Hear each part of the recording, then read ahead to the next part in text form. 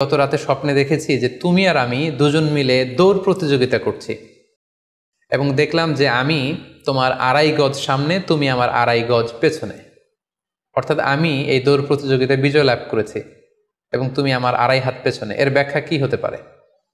তখন সাইয়েদনা আবু বকর রাদিয়াল্লাহু তাআলা আনহু বললেন, ইয়া রাসূলুল্লাহ, আমার মনে হচ্ছে যে আপনি আমার আগে পৃথিবী থেকে বিদায় নেবেন এবং আপনার ইন্তেকালের 2.5 বছর পরে আমি পৃথিবী থেকে বিদায় নিব। অর্থাৎ আপনি আমার 2.5 বছর আগে পৃথিবী ছাড়বেন আর আমি আপনার 2.5 বছর পরে পৃথিবী ছাড়ব।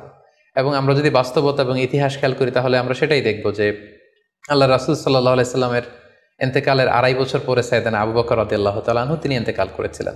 সাইয়েদনা আবু বকর রাদিয়াল্লাহু তাআলা আনহুর স্বপ্ন ব্যাখ্যার পারদর্শিতা নিয়ে আমরা এক্ষেত্রে মুস্তাদরেকে হাকিমের একটি হাদিস উল্লেখ করতে চাই, যেখানে এই হাদিসটি মুস্তাদরেকে হাকিমেও এসেছে, সুনানে আবু দাউদেও এসেছে এবং হাদিসটি সহিহ।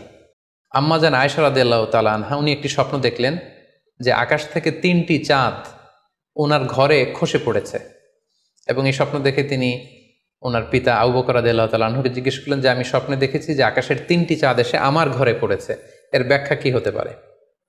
তখন আবু বকর রাদিয়াল্লাহু তাআলা আনহু ওনার কন্যা আম্মা জান আয়েশা রাদিয়াল্লাহু তাআলা আনহাকে বললেন যে এই স্বপ্নের ব্যাখ্যা হচ্ছে এই পৃথিবীর 3 জন মানুষের কবর তোমার ঘরে অবস্থিত হবে।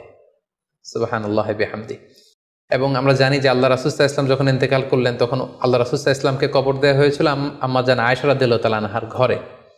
এবং তখন আবু বকর রাদিয়াল্লাহু তাআলা আনহু বলেছিলেন যে আয়েশা, তোমার কি মনে আছে তুমি যে একটা স্বপ্নের ব্যাখ্যা আমার কাছে জানতে চেয়েছিলে যে 3টি আকাশের চাঁদ তোমার ঘরে খসে পড়েছে, এই দেখো আল্লাহ রাসূল সাল্লাল্লাহু আলাইহি ওয়াসাল্লামের কবর তোমার ঘরে হয়েছে, তুমি জেনে রেখো যে 3টা চাঁদের শ্রেষ্ঠ চাঁদ হচ্ছে এটি। এবং আমরা এও জানি যে আবু বকর রাদিয়াল্লাহু তাআলা আনহু ইন্তেকালের পরে আম্মা জান আয়েশার ঘরেই কবর হয়েছে এবং ওমরে ফারুকের কবরও আম্মা জান আয়েশা রাদিয়াল্লাহু তাআলা আনহুর ঘরেই অবস্থিত।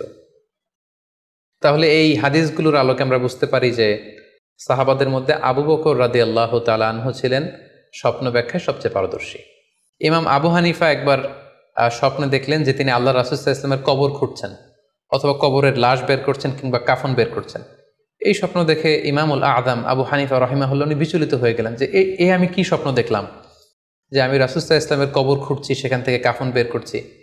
কেউই এই স্বপ্নের ব্যাখ্যা করতে পারলেন না। তখন ইমাম মুহাম্মদ ইবনে সিরিনের কাছে যখন জানতে চাওয়া হলো তখন মুহাম্মদ ইবনে সিরিন বললেন যে হাযা রাজুলুন ইহয়ি সুন্নাত রাসূলিল্লাহ, অর্থাৎ যে ব্যক্তি এই স্বপ্ন দেখেছে তার মাধ্যমে আল্লাহ রাসূল সাল্লাল্লাহু আলাইহি ওয়াসাল্লামের হাদিসের বা সুন্নাহর পুনর্জীবন হবে।